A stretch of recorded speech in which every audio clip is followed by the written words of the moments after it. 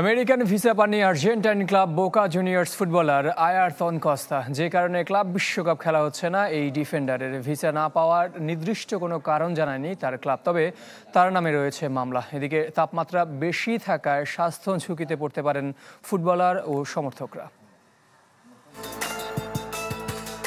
দরজায় কড়া নাড়ছে ক্লাব বিশ্বকাপ। এর মধ্যে দুঃসংবাদ পেল আর্জেন্টাইন ক্লাব বোকা জুনিয়র্স। যুক্তরাষ্ট্রের ভিসা পাননি দলটির ডিফেন্ডার আয়ারতন কস্তা, যে কারণে ক্লাব ফুটবলের বিশ্ব আসরে খেলা হচ্ছে না তার।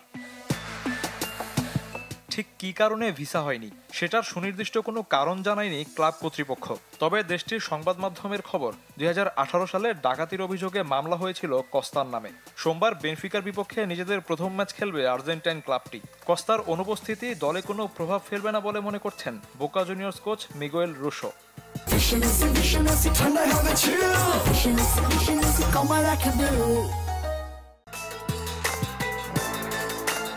ব্রিটিশ গণমাধ্যম দ্য গার্ডিয়ানের খবর, ক্লাব বিশ্বকাপ চলাকালে অতিরিক্ত তাপমাত্রার কারণে খেলোয়াড় ও সমর্থকদের স্বাস্থ্য ঝুঁকিতে পড়তে হতে পারে। ম্যাচ চলাকালে তাপমাত্রা থাকবে 30 ডিগ্রি সেলসিয়াসের বেশি। ইতোমধ্যে অধিকাংশ ক্লাব যুক্তরাষ্ট্রে পৌঁছে গেছে। এখন পর্যন্ত তাপমাত্রা নিয়ে তেমন কোনো অভিযোগ শোনা যায়নি। ক্লাবগুলোর ফোকাস মূলত ম্যাচ নিয়েই।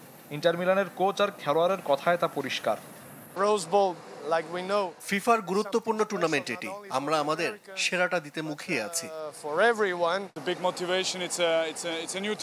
এটা আমাদের সবার জন্য নতুন টুর্নামেন্ট। আমরা প্রায় এক সপ্তাহ আগে এসেছি যাতে আবহাওয়ার সাথে মানিয়ে নিতে পারি।